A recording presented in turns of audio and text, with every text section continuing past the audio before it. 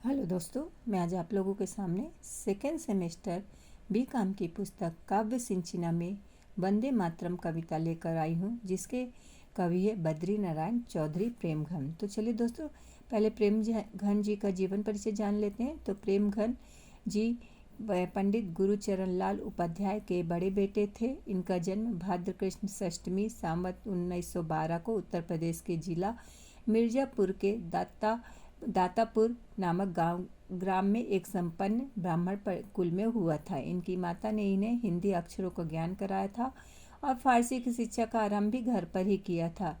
इनके पिता गुरुचरण लाल जो उपाध्याय जी थे, विद्या व्यसनी थे। उन्होंने अंग्रेजी, हिंदी और फारसी के साथ संस्कृत की भी शिक्षा ली थी।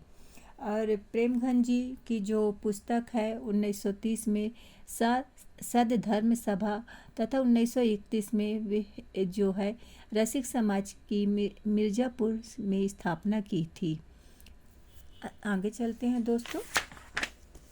और इनके द्वारा प्रेमघन जी के जो द्वारा रचनाएं लिखी गई हैं 3 खंडों में विभाजित है। प्रबंध काव्य, संगीत काव्य, स्फुट निबंध। और ये उच्च कोटि के गद्य लेखक, नाटककार भी माने जाते हैं। तो इनकी जो डेथ है या मृत्यु है 68 वर्ष की अवस्था थी, फाल्गुन शुल्क था और 1978 में हुई है। सो चलिए दोस्तों, हम यहाँ पे जो वंदे मातरम कविता में कवि जो है देश की महिमा, उसकी समृद्धि और सुख के बारे में बता रहे हैं। तो चलिए दोस्तों, पहले फर्स्ट स्टेंजा चल लेते हैं। जय जय भारत भूमि भवानी, जाकी सुयस पताका जग के दसहों दिशि फहरानी, सब सुख सामग्री पूरित ऋतु सकल सोहानी। सो यहाँ पे कवि कहते हैं कि भारत भूमि भवानी आपकी जय हो। यहाँ पर कवि ने भारत भूमि को भवानी कहा है, अर्थात माता के रूप में भारत भूमि की तुलना की है। भारत हमारी माता है। वे कहते हैं कि भारत माता आपकी जय हो, जिसका पताका का मतलब होता है ध्वजा, जिसकी पताका का सुयस जगत के 10 दिशाओं में फैला हुआ है। कवि के कहने का मतलब ये है कि हमारा भारत देश सदा से ही पूरे विश्व में कई कारणों से प्रसिद्ध रहा। देश विदेश के लोग प्राचीन काल से ही भारत भूमि में आते रहे हैं तथा यहाँ की संस्कृति, सभ्यता, शिक्षा आदि से प्रभावित होते रहे हैं तथा यहीं से सब कुछ ग्रहण करते रहे हैं। कवि कहते हैं कि भारत में सभी ऋतुएं एक समान सुहानी होती हैं तथा प्रत्येक ऋतु में सब प्रकार की सामग्री सहज रूप में उपलब्ध हो जाती है। आगे चलते हैं दोस्तों। जाके श्री शोभा लखी अलका अमरावती खिसानी, धर्म सूर जित उयो नीति जह गए प्रथम पहचानी। तो यहाँ पे कवि कहते हैं कि भारत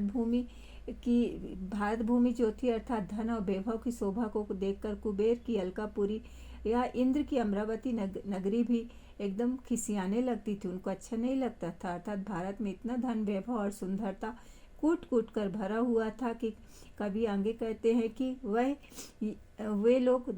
वह यह देश है जहाँ धर्म का सूर्य उदित हुआ, जहाँ नीति नियमों आदि को प्रथम पहचान मिली है। कवि के अनुसार भारत ही वह देश है जहाँ धर्म रूपी सूर्य का प्रथम उदय हुआ है।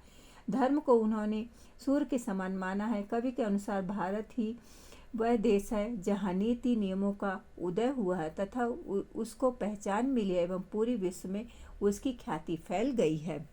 आगे चलते हैं दोस्तों। सकल कला गुण सहित सभ्यता, जय सो सबहि सुजानी, भय असंख्य जहाँ योगी तापस ऋषिवर मुनि ज्ञानी। तो यहाँ पे कवि कहते हैं कि भारत में ही सभी कलाओं का जन्म हुआ है, सारी सभ्यता का तथा समस्त गुणों सहित भारत में आकर फलने फूलने लगे हैं एवं विकसित हुए। ऐसा इसलिए क्योंकि यहाँ की सनातन संस्कृति ने उसे पहचाना है तथा उसे अपना लिया। कवि आगे कहते हैं कि इसी देश में ही सारे योगी, तपस्वी, ऋषि, मुनि एवं ज्ञानी लोगों ने व्यक्तियों का जन्म हुआ, यहीं उनकी ख्याति हुई, यहीं उनका उदय हुआ है। आगे चलते हैं दोस्तों। विबुध विप्र विज्ञान सकल विद्या, जिनते जग जानी, जग विजय नृप रहे कबहू, जय न्याय निरत गुण खानी।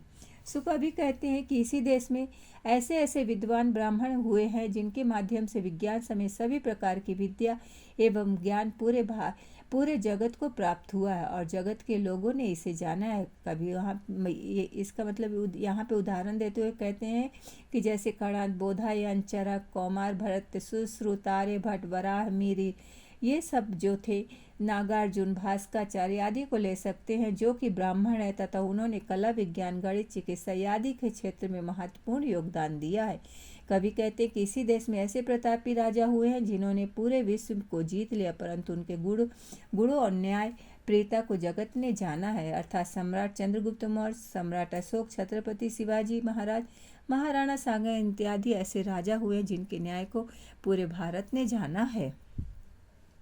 जिन प्रताप सुर असुरन हूँ की हिम्मत बिनसी बिलानी, कलहु सम अरितृण समुझत जह के क्षत्रिय अभिमानी। सो यहाँ पे कवि आगे बताते हैं कि कवि क्षत्रियों की प्रशंसा करते हुए कहते हैं कि यहाँ ऐसे क्षत्रिय नरेश हुए हैं, ऐसे सूरवीर हुए हैं जिनके प्रताप से असुरों की हिम्मत मिट्टी में मिल जाती है तथा असुरों का विनाश हो जाता है। यहाँ के क्षत्रियों में इतना अभिमान है कि वे काल अर्थात मृत्यु के समान विरोधी शत्रुओं को भी घास के समान तुच्छ समझते हैं, एक तिनके के समान समझते हैं।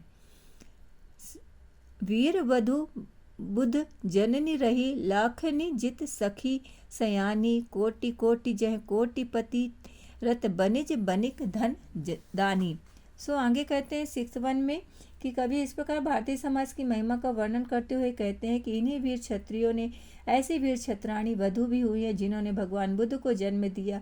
कवि यहाँ माया देवी की बात कर रहे हैं जिन्होंने राजकुमार गौतम को जन्म दिया, परंतु उनकी मृत्यु हो गई। उनके बाद ही उनकी छोटी बहन महाप्रजापति गौतमी ने उनका पालन पोषण किया। राजकुमार गौतम बहुत प्रतिभाशाली थे, जो प्रत्येक क्षेत्र में बहुत आगे थे, परंतु उन्होंने समाज के कल्याण हेतु संन्यास लेकर तपस्या की तथा वे महात्मा बुद्ध बन गए। कवि इसी प्रकार वैश्य समुदाय की भी प्रशंसा करते हुए कहते हैं कि इस देश में करोड़ों करोड़पति बनिया हैं जो सदैव अपना धन दान पुण्य में लगाते हैं। ये सभी व्यापार करने वाले वाणिज्य सदैव धर्म कार्य के लिए बहुत दान करते हैं। ये समाज का पालन पोषण करते हैं।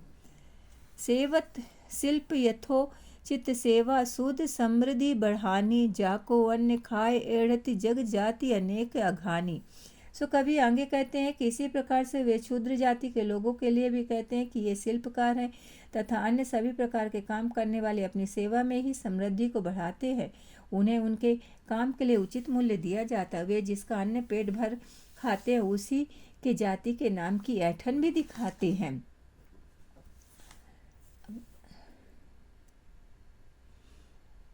आगे चलते हैं दोस्तों। जाके संपत्ति लूटन हजारन बरसन हूँ न खुटानी, सहत बहस बरिसन दुख नित नव को न ग्लानि उर आनी। सो कवि आगे कहते हैं कि भारत में होने वाले आक्रमण और लूटपाट की बात करते हुए कवि कहते हैं कि जिस देश में कई बार आक्रमण होते रहे तथा उसकी संपत्ति को हजारों वर्षों तक लूटा जाता रहा, फिर भी उसमें जरा सा भी खोट या फर्क उत्पन्न नहीं हुआ। जो हजारों सालों से रोज नए नए दुख सहन कर रहे हैं, फिर भी उनके मन में कोई ग्लानि या कोई दुख उत्पन्न नहीं हुआ है। संपत्ति सौरव सन जग नृप गण मनहु लुभानी, प्रणमत 30 कोटि जन जा कहूँ अजहु जोर जुग पानी। सो कवि आगे कहते कि यहाँ की संपत्ति की सुगंध, उसकी शोभा सन इतना अधिक प्रभावशाली कि जगत के सारे राजाओं को सदा ही लुभाती रही है। 30 करोड़ लोग सदैव हाथ जोड़े जिनको प्रणाम करते थे वो भारत देश के ही लोग थे।